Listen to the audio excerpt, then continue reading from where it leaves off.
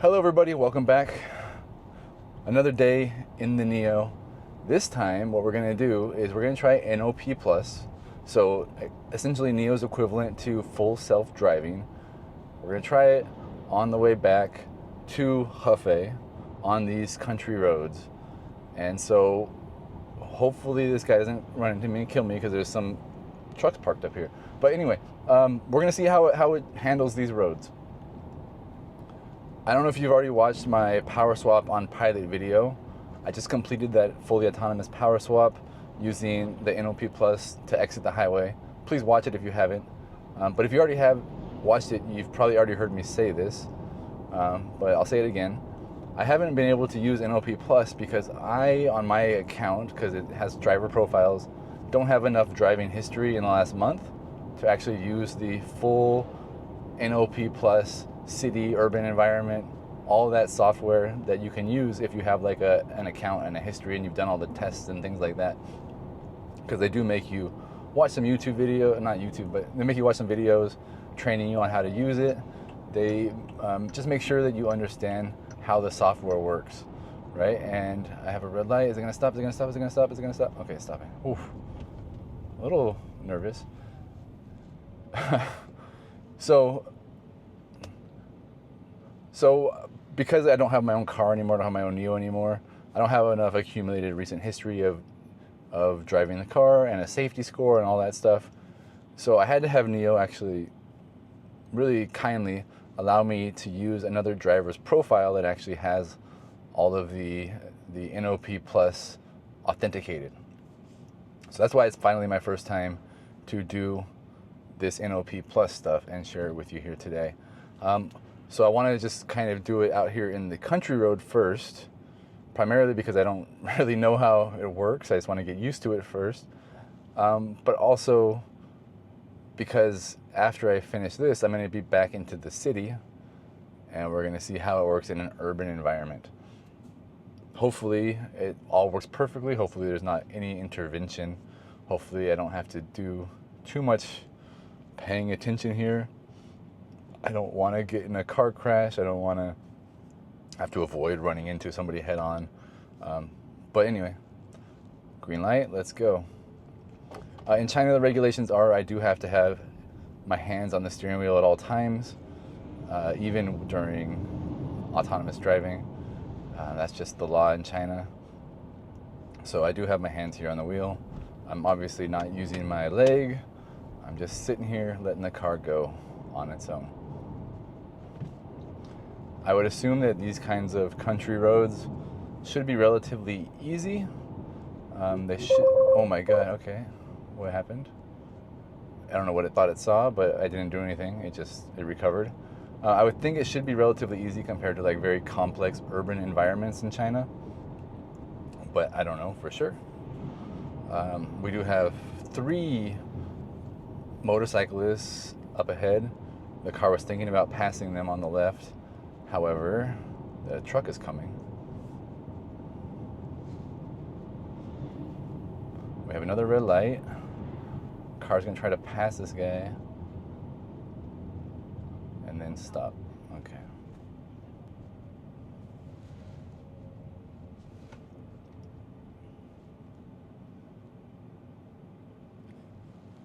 So last night was the ONVO launch, which is the NIO sub-brand. And if you watched that event, you saw that basically all of the ONVO self-driving is based on NIO self-driving. They have, I think they said something like 1.2 billion kilometers of autonomous driving completed and trained on their software in China so far. Something like that. Don't quote me on that.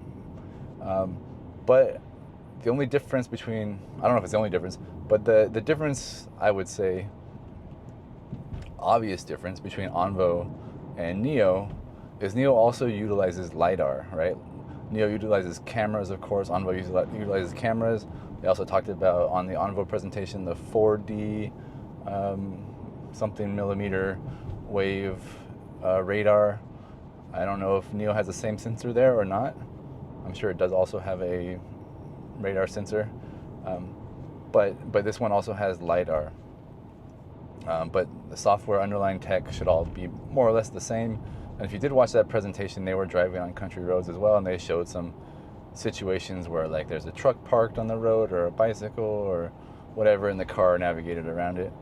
So it should be a relatively similar situation to what I'm in right now. Obviously, this is working just fine because it's a very, very simple road. But it looks like we're going to have a few turns and, I don't know, some other issues up ahead. But we will find out. In the meantime, beautiful road, right? Like, beautiful environment. I know sometimes I see on the internet information about China. They talk about China having terrible roads or tofu infrastructure or bad drivers or any of that stuff. I will say that I find driving in China to be pretty good. Roads mostly pretty good. There are some bad roads, but highways definitely really, really good. Much better condition than, say, United States of America, for example. As you get into country roads and county roads and village roads, obviously it's going to get worse. But overall, they're generally decently marked. Not too many potholes, pretty smooth. And then the traffic patterns, like, you're probably going to find people passing on the left, even when there's not a broken line. It depends, but it's usually pretty pleasant actually to drive in China. The speeds are generally not very high, which makes things, better, especially when there's people who don't really know how to drive around. I'm not saying Chinese people don't know how to drive, or don't have like a skill to drive, but there are a lot of people who don't have like a long history of driving in this country. Driving is still relatively new, so sometimes you see some people that make some really boneheaded decisions. But anyway, I would say that what really concerns me more about like full self-driving, and I really want to try it in an urban environment, like I said, is because people in China typically, they don't really like leave space between the car. So I still haven't intervened. It was just looking for a lane. But they don't usually leave space like following distance. And they don't let you in if you merge. Like if you indicate you want to merge, they're going to close the distance like immediately. It's pretty normal for how people drive in China. So I would be interested to see how the autonomous driving actually works in those kinds of situations where the people aren't going to let you in. How does the car merge? Is it going to nose its way in like a typical Chinese driver would, or even I do it like a typical driver in China would? Would it just put the nose in front of somebody else and then like kind of bully them out of the way? Or will it be more of like a civilized driver? But a civilized driver probably is going to get where they want to go because nobody will ever let them in. So we'll have to see about that today. Later when we get back to Hefei, we'll do a little test. So far, this has been very, very smooth. As you've hopefully noticed, a very pleasant drive. I haven't had any interventions at all yet. The braking is smooth, acceleration is smooth. It has had a couple times where it was looking for the lane, as you've seen so far, but it hasn't lost the lane. It just kind of looked for it and continued on the autonomous driving. So right now the speed limit's 70. Here comes a motorcycle. Oh God. Ooh. Okay. I probably should have started to slow down a little bit sooner, but it did the job. The speed limit's 70, so I had to set my speed limit back up a little bit. It was at 65. I'm not sure why. So now we have a car coming in our lane, head-on collision. Is our car going to moved over a little bit? Probably take a little bit too much time to move over.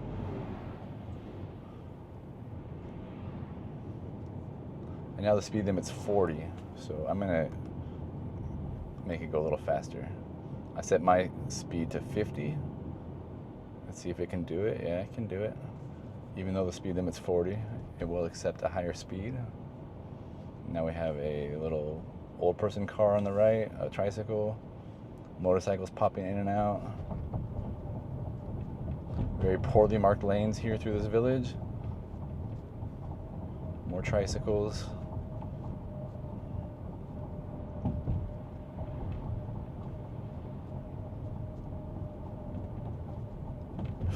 Come on, come on, come on, come on.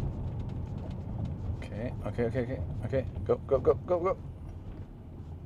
Okay, I don't know why it slowed down so much, but it recovered. That's great.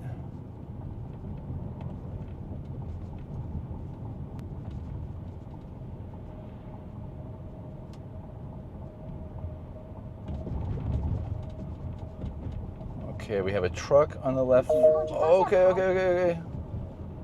Okay.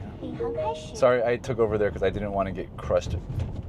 I didn't want to get pancaked by a truck. Come on. Get back in the lane. Find the lane. Okay, find the lane. Okay. So that was an intervention there because there's trucks coming. Didn't quite have the lane. There was a tricycle on the right, as you could see, hopefully. So a little bit worrisome. I took over there. First intervention. I don't know if it would have made it out okay, but I didn't want to risk becoming a pancake. And we'll speed limit back up to 70. The rain is starting. Let's see how we do. Turn the auto wipers on. We have a tricycle. Get over. Don't kill it. Okay, great. See, for me, I would probably give a little bit more space to the tricycle over there. But I guess the car has the sensors that know. And now there's a truck in our lane again. Move over. Okay. It waits a little too long to move over for my liking. If it sees a truck, I would say that the LiDAR should be able to see that truck in our lane from a far distance, like my eyes can see it. So it should see the truck in our lane and realize there's space on the right and start to move over to the right earlier. It waits a little bit till the last minute to do that, but so it goes. We have a red light, starting to slow down. All right.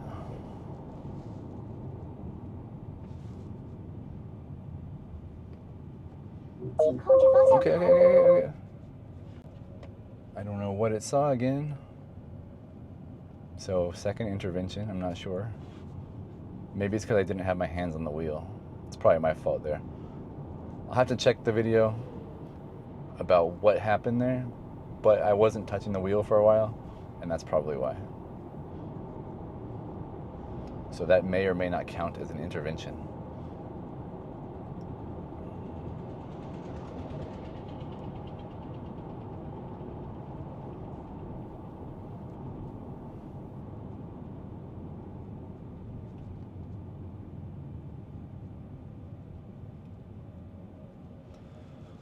All right, so let's talk about Anhui province. Why not? If you don't want to hear about Anhui, you don't want to hear my commentary about this whole trip, I probably should have told you a long time ago. Just put on a mute and put on your own music or something. So this is Anhui province. It's inland from Shanghai, a few hours. I guess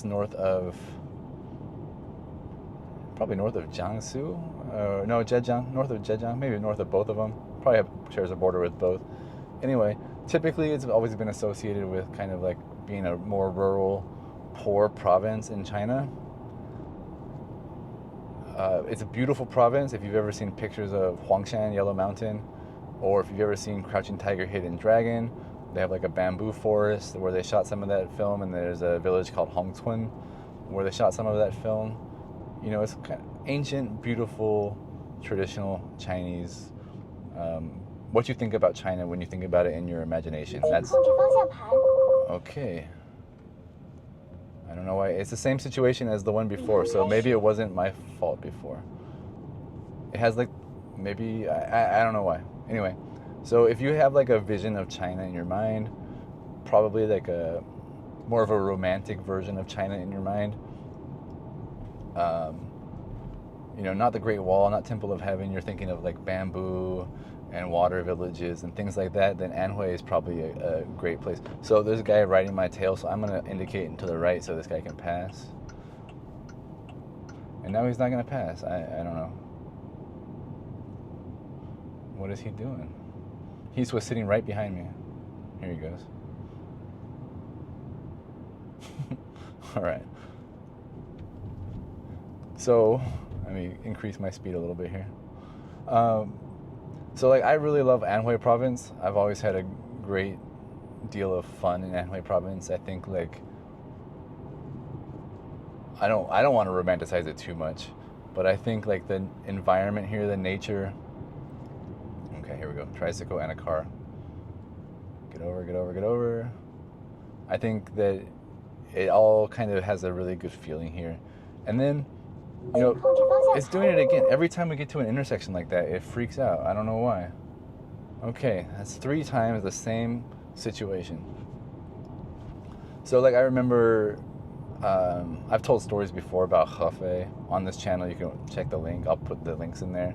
Some of my really early experiences in China, coming to Hefei on business trips. At that time, very, very poor, very, very, like, run-down place. But it's been built up a lot, I'm sure. Things like NIO being in Hefei and the Anhui government putting a lot of emphasis on, like, green energy and infrastructure has helped to make the city a lot better, more prosperous. 退出? 再见. Nobody thought I was talking to her. So where was I? So it's improved a lot, but it's still relatively poor province. But again, very, very beautiful. So I was just in Huangshan, actually. Huangshan is Yellow Mountain. I drove this car to there. Fantastic drive, beautiful drive. Oh my god, every time we get to the intersection like that, it freaks out. Okay. Very, very odd. I need to report that to NIO or something. NIO, if you're watching this video, figure that out. I don't know what's going on there. Huangshan. Gorgeous. One of the best mountains. If you come to China, you come visit Anhui. Come visit Anhui and visit Huangshan.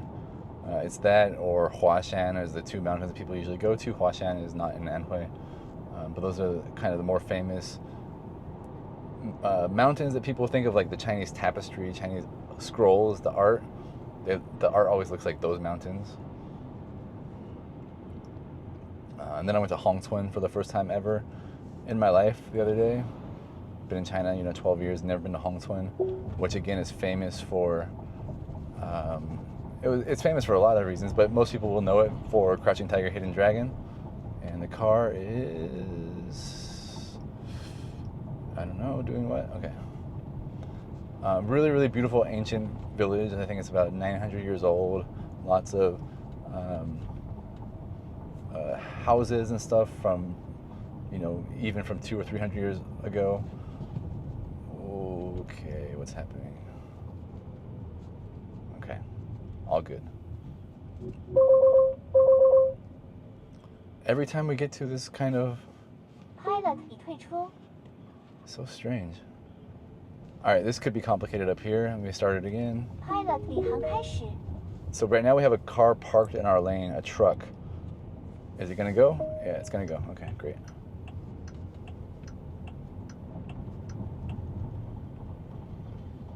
All right. 请控制方向盘. I got it. 领航开始. So Nomi just said to just make sure, be ready to take control of the steering wheel. The speed limit here is 30, very, very slow. I have my speed set to 45. Okay, I got it. 领航开始.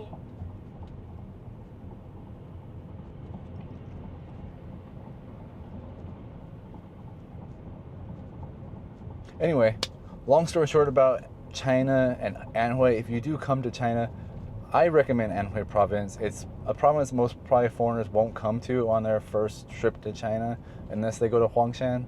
But there's lots of ancient villages, beautiful scenery, beautiful nature, and good food, lots of great noodles, good people, very kind, and I really like Anhui province. And then what else should I say about this? Yeah, I know, I gotcha. Oh, and then if you're a NIO fan, of course, or just EV fan in general, you can come to Anhui, you can come to the F2 factory, take a tour. You should book that in advance. Really, really cool. You can watch that video on this channel as well of when we took a tour of the NIO factory. You can go to the biggest NIO house in the world. All that really, really cool stuff. So I think that's probably enough for a full self-drive NOP Plus demo here. You can see it works moderately well in the country road. It's not complex traffic situations, not complex roads. But every time we get to one of these intersections, it does it again. I don't understand that at all, but every time it gets to one of these intersections with that solid white line in front, like really, really thick, it tends to want to stop. And you don't usually see big, thick white lines in intersections like that in China, from my experience. They're usually different, and that could be what's playing into it. I don't know. But as you can see, everything else, it has worked very, very well. It's avoided oncoming traffic. It's avoided cars in our lane. It's avoided bicycles and motorcycles and tricycles that are maybe more or less in our lane. It's gone around them. It's crossed into the oncoming traffic to go around things. It's done everything that a human driver would theoretically do. Maybe a little bit slower than a human driver should. Like I said before, I think that for me, if I see a truck coming, I'd move over a little earlier so I don't get in a head-on collision. And I would probably also move, oh my gosh. I would also move over to the left to pass bikes and stuff, give a little bit more space. So those are my suggestions just on my very first attempt at NOP Plus here.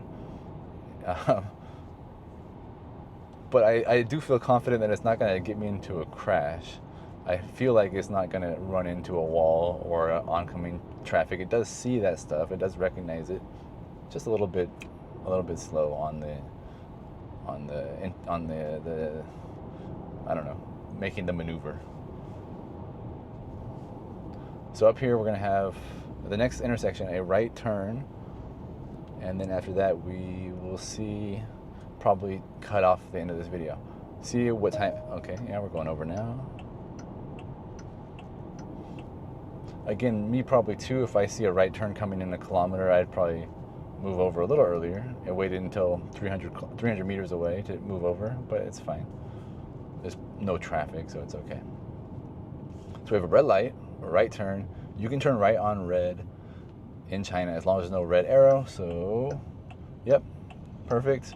Doesn't stop, it just keeps on right on going. That was very smooth, that was great. There was no cars coming. So that was very, very good. And let's see what happens next. Move to the left.